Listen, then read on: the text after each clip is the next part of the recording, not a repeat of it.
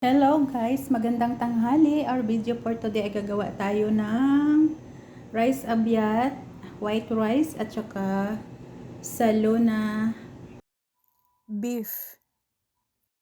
Ayan ang ating patatas at kalabasa. Mayroon tayong cucumber at nilagyan ko ng salt at lemon at mayroon tayong 1 bottle ng water.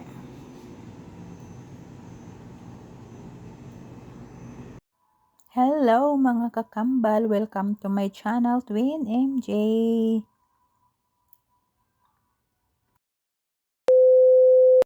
Ito ang beef natin para sa salona. Naka-ready na tayong magluto. Mayroon tayong karne ng baka.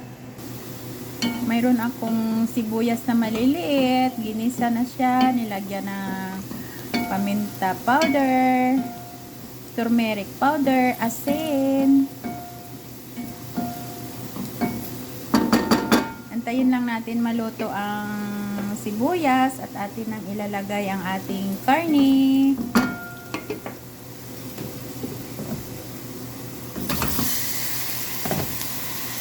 Ayan ang ating karne ng baka. Ihuhukayin lang natin.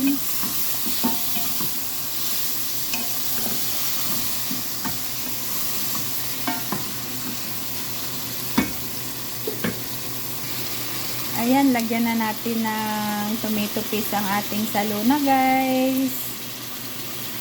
Ang kasimilar nito na pagkain natin sa Pinas guys ay para siyang minudo or apritada kasi kulay ano siya, yellow. Kasi meron siyang turmeric. Ayan, maglagay tayo ng dahon ng parsley. Pag matapos natin ukay, maglagay tayo ng 2 Maggi cubes.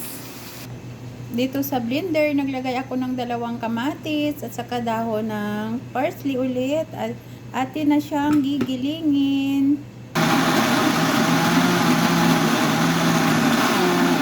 Ayan, tapos na siya giling guys. Atin ang tatanggalin. Ayan ang ating karne guys. Inintay lang natin mawala yung tubig niya. Then maglagay tayo ng limon na buo, black lemon.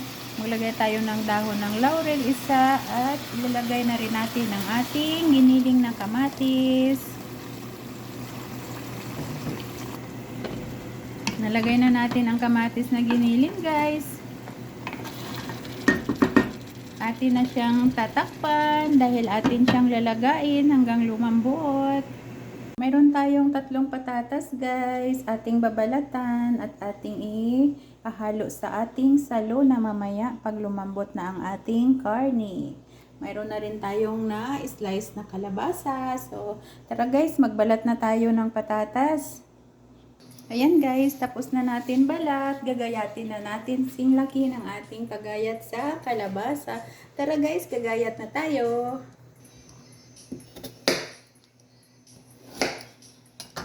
So, mayroon pa tayong isang natira guys. Gagayatin lang natin din ang kasing laki ng ibang patatas.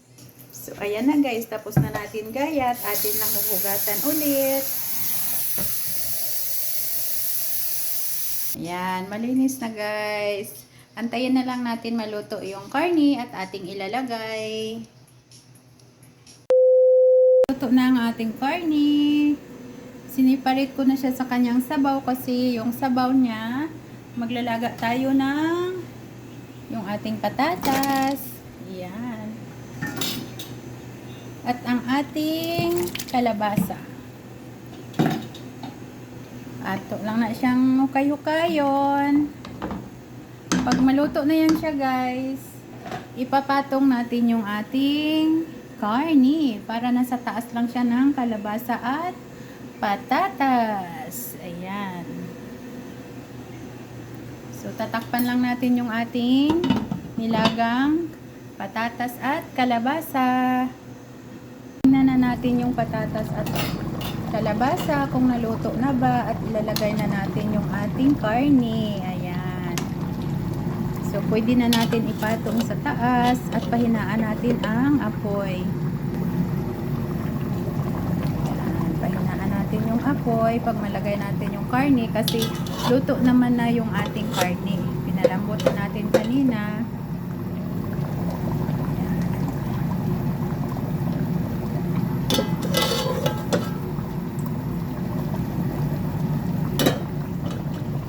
So, tatakpan lang natin ang ating salona.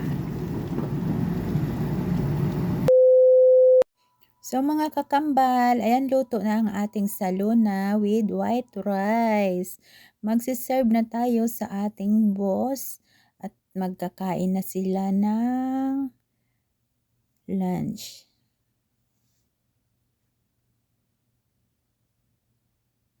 So, thank you so much for watching, guys. Don't forget to subscribe, like, and share my video. Thank you sa lahat ng mga nanonood.